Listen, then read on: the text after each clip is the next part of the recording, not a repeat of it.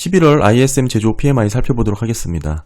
헤드라인이 48.4로 집계가 됐고요. 직전 달이 46.5에 비해 상승하는 그림이 나왔습니다. 이번 11월 달 ISM 제조 PMI는 그동안 선거 불확실성이 짓눌렀던 기업들의 투자라든지 생산 위축이 어느 정도 회복될 것이다. 이렇게 전망을 했었습니다. 그러면서 시장 예상치를 47.5를 봤는데 실제 결과는 48.4로 이를 상회했죠. 이런 부분 한번 살펴보도록 하고, 다만 이런 부분이 실제 세부 내용에서 살펴보면 조금 다른 측면이 있었습니다. 이런 부분 어떻게 다른지 한번 살펴보도록 하고요. 물론 이렇게 시장 예상치와 직전 달에 비해 상승하는 11월 ISM 제조 PMI가 집계됐다고 하더라도 아직 50 미만이죠. 8개월째 연속해서 위축 구간을 보여주고 있고, 지금 보시게 되면 좀 길게 보게 되면 25개월 중에 딱 한 달이죠. 이때 한 달을 제외해 놓고는 계속해서 위축 구간을 이어오고 있습니다. 이렇게 오랫동안 ISM PMI가 위축 구간에서 유지되어 왔던 기간이 1990년대 이후에 현재가 가장 긴 기록을 기록할 정도니까 상당히 제조업 위축 구간이 오래 지속되고 있다. 이렇게 봐야 되고, 그럼에도 아직 기준선인 50 미만을 가리켰던 이 48.4가 지난달 대비 상승하는 그림이 나왔잖아요. 어떤 부분에서 이런 모습을 갖추게 됐는지 한번 보도록 하겠습니다. 결론적으로 말씀을 드리면 선거 불확실성이 해소가 됐고 지금 연말 소비에 대한 강세 흐름이 나타나고 있기 때문에 이런 부분에서 어느 정도 바닥에서 회복된 업종이 있다. 따라서 업종별 괴리가 나타나면서 헤드라인 수치가 이렇게 상승하는 것으로 집계가 됐다. 이렇게 정리를 할 수 있습니다. 세부 내용 보시게 되면 생산지수가 46.8이 나왔어요. 0.6% 증가에 그쳤거든요. 아직도 기준선을 하회한 그런 위치고, 특이한 게 신규 주문이 3.3%포인트로 크게 증가를 했습니다.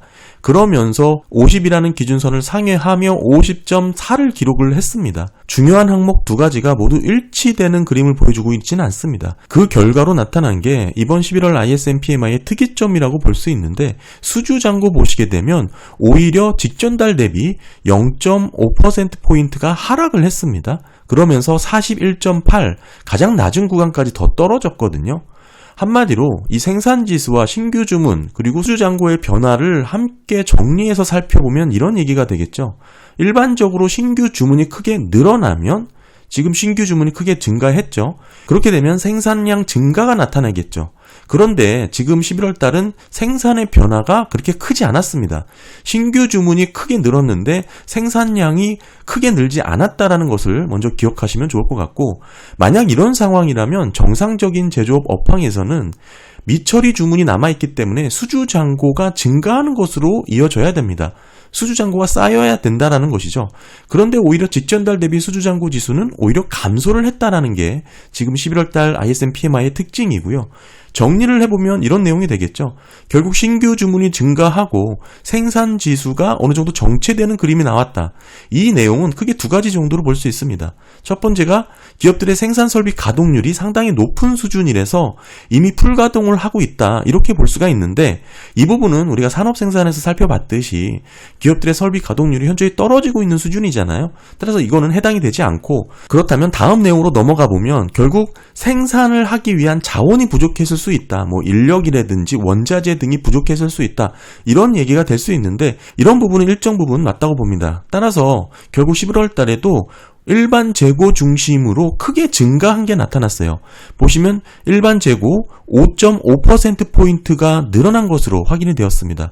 원재료 중심이기 때문에 이런 생산을 위한 자원이 부족했을 수 있다. 이렇게 해석이 가능하고, 더불어서 고용 증가 또한 3.7%포인트가 증가됐기 때문에 어느 정도 신규 주문이 늘었지만 생산지수가 정체됐던 흐름은 이런 생산을 위한 자원이 부족했을 수 있다. 이렇게 해석을 할 수가 있는 거고, 이런 부분에서 일반 재고가 크게 늘고 고용이 증가되는 흐름이 이번 달 고스란히 이어졌고요. 그렇다면 이 수주 잔고가 감소된 부분까지도 해석을 해야겠죠. 결국에는 신규 주문이 빠르게 늘었지만 대부분 빨리빨리 처리할 수 있는 업종이라든지 바로 생산이 투입돼서 결과가 나오는 그런 제품일 가능성이 크다 이렇게 봐야겠죠. 단기적으로 생산할 수 있거나 납기일이 짧은 그런 계약 비중이 높은 그런 섹터의 경우 수주잔고에 잡히지 않고 신규 주문 지수만 늘어나는 그런 현상으로 나타날 수도 있고요. 결론적으로 보게 되면 이렇게 정리할 수 있을 것 같아요. 특정 산업이라든지 제품군에 주문이 몰리게 될 경우에 이런 현상이 나타날 수 있다. 즉 업종마다 현재 경기를 판단하는 기준이 모두 다를 수 있다는 것이죠. 제조업 전반의 회복이 나타난 것은 아닐 수 있다. 이렇게 봐야 되는데 제가 이렇게 해석을 하는 뒷받침으로는 보시게 되면 수주 잔고가 줄었죠. 더불어서 배송 시간이 빨라졌습니다. 여기에 고객 재고 증가 또한 제한적인 수준에서 그쳤고요. 따라서 전반적으로 나타나게 되는 실제 수요 회복의 특징이 모두 나타나진 않았습니다. 바닥권에서 진짜 수요가 회복된다면 수주 잔고가 급격하게 쌓이고 더불어서 배송 시간이 느려지면서 고객 재고가 늘어나는 현상이 모두 동일하게 나와야 되는데 그런 전반적인 회복의 모습은 아니다. 이렇게 정리를 할 수가 있고요. 따라서 ISM PMI의 설문 내용을 정리를 해보면 이렇습니다.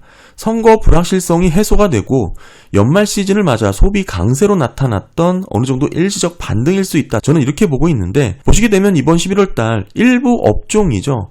컴퓨터, 전자제품, 그리고 전기장비 1차 금속 위주로 긍정적인 변화가 나타났습니다. 주문량이 늘었고 수요 회복의 신호가 감지가 됐는데 이런 부분에서 이런 섹터는 어느 정도 바닥에서 반등하는 모습이 나타났고 그 외에 화학제품이라든지 일반 운송, 음식료, 가공제품은 여전히 변화에 대해서 크게 인식을 하지 못하는 상태였습니다. 제조업 경기가 부진한 상태를 유지하고 있고 수요 또한 나쁘고 불확실성이 지속되고 있다라고 언급을 했죠.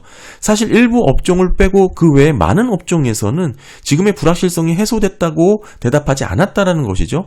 여기에 실제 트럼프 정부의 정책이 언제 구체화될지와 더불어 관세 등 여러 가지 부정적 요인들이 겹쳐있기 때문에 아직 전반적인 제조업 경기라고 생각하진 않는다. 이런 응답이 더 많았습니다. 따라서 지금은 선거 불확실성이 해소가 되고 여기에 연말 소비가 어느 정도 강건한 모습을 보이면서 일부 기대감이 회복되며 주문량이 늘어난 것으로 확인이 되고 있고요. 이런 모습이 전반적인 제조업 개선으로 연결됐다. 이렇게 보기에는 어려운 상태다. 이렇게 정리할 수 있습니다. 물론 일부 업종부터 살아나고 이들이 주도하고 이끌어가면서 전반적인 제조업 경기가 회복된다. 이렇게 설명을 할 수도 있겠지만 아직 ISM 11월 PMI 결과로는 전반적 회복의 모습은 아니다. 이렇게 볼 수가 있고요. 특히 이번 ISM PMI를 끌어올렸던 업종은 컴퓨터와 전자제품입니다. 왜냐하면 그동안 18개월 동안 너무나 주문 잔량이 낮았어요. 그렇기 때문에 기저효과로 저점에서 나타날 수 있는 반등일 수 있다. 저는 그렇게도 보고 있고 물론 이런 수요의 개선이 전반적인 모든 업종으로 확대될지는 조금 더 지켜봐야 된다. 이렇게 말씀을 드릴 수 있고요. 더불어서 신규 주문과 재고 스프레드의 흐름을 놓고 보면 어느 정도 PMI를 선행해서 움직인다. 이렇게 볼 수가 있겠죠. 11월 달은 2.3을 기록했습니다. 직전 달 4.5에 비해 더 축소되는 모습을 보였고 어느 정도 변동성을 보이지만 정치에 횡보되는 그림이다. 이렇게 볼 수가 있겠죠. 다만 신규 주문 재고 스프레드의 위치가 지금 레벨 보시면 이 노란색 원 부분이거든요. 0에서 5%포인트 수준이라는 건데 여기서 등락을 이어나가고 있는 이 과정이 보시게 되면 경기 침체 직전에 나타났던 현상이고 아직도 장기 시계열로 보게 되면 낮은 레벨의 구간이다. 이렇게 볼 수가 있고요. 보시게 되면 PMI가 보시게 되면 신규 주문 재고 스프레드가 확대가 되면서 PMI가 상승을 했고요. 스프레드가 다시 축소가 되면서 PMI가 다시 하락을 했고 이후에 반등을 하면서 PMI 또한 이렇게 고개를 드는 모습이 나타났고요. 다만 이런 모습 자체가 신규 주문 재고 스프레드가 전고점을 넘어설 정도로 계속 확대되는 모습은 아니었기 때문에 이런 흐름이 일시적일 수 있다. 이렇게 봐야 되고 특히나 전반적으로 PMI가 직전 달 최근 전저점 부분까지 떨어졌기 때문에 이번 달 반등하는 그림은 어느 정도 어색하지 않다. 이렇게 정리를 할 수 있겠고요. 더불어서 11월 ISM 제조업 PMI의 이런 흐름은 일부 업종이 주도를 하긴 했으나 결국에는 경기 확장 초입으로 해석을 할 수가 있습니다. 보시면 신규 주문이 크게 늘었고 고객 재고 증가도 제한적이긴 하지만 증가되는 패턴이 나왔기 때문이죠. 보시게 되면 이 노란색 음영이 경기 확장 사이클이라고 볼 수 있는데 이번 11월달 그런 모습이 나타났다 이렇게 볼 수가 있겠죠. 따라서 이런 흐름이 지속된다면 이번 11월달은 추세 전환이 시작된 달로 해석이 충분히 가능하다 이렇게 볼 수가 있고, 늘 말씀을 드렸지만 경기가 확장되는 모멘텀으로 해석되기 위해서는 신규 주문과 고객 재고가 동시에 증가하는 추세 패턴이 중요하다. 이 노란색 음영의 패턴이다라고 말씀을 드렸죠. 과거에도 이 구간대 신규 주문과 고객 재고가 함께 증가하는 모습이 나오면서 당시에 제조업 경기가 회복된다라는 전망이 상당히 많았습니다. S&P 글로벌 제조업 PMI는 올해 상반기까지만 하더라도 계속 50을 상회하는 그런 확장 구간을 기록을 했고, ISM PMI도 3월 달에 50을 살짝 넘어서기도 했었고요. 다만 이런 흐름 자체가 직전 달까지는 경기 하강 사이클의 모습을 보였지만 이번 달 신규 주문 고객 재고가 함께 증가하는 패턴이 감지가 됐다. 물론 이런 그림이 일시적으로 나타날 수 있기 때문에 지속적으로 나타난다면 추세 전환의 시작의 달로 해석이 가능하다. 이런 부분에서 말씀을 좀 드리고요. 더불어서 고객 재고가 늘면 PMI는 하락하는 어느 정도 역의 상관관계를 보입니다. 이번 달 1.6%가 증가를 하긴 했는데 이 흐름 보시게 되면 제가 저번 달에 보여드렸던 흐름이 이 차트거든요. 어느 정도 반등을 했다가 다시 꺾이는 그림이 나올 것이다. 이번 11월 달 이렇게 반등하는 그림이 나왔고, 고객 재고가 전달 대비 증가를 했으나 아직은 의미 있을 정도의 증가는 아니다. 이렇게 볼 수가 있고, 업황이 바닥에서 강하게 회복 추세가 나타나려면 재고 증가와 더불어 신규 주문 증가, 수주 잔고 증가, 배송 시간 지연이 함께 나타나야 됩니다. 그런데 이번 달 변화로는 고용은 늘었고 신규 주문이 생산량도 증가했지만 상당히 제한적이었죠.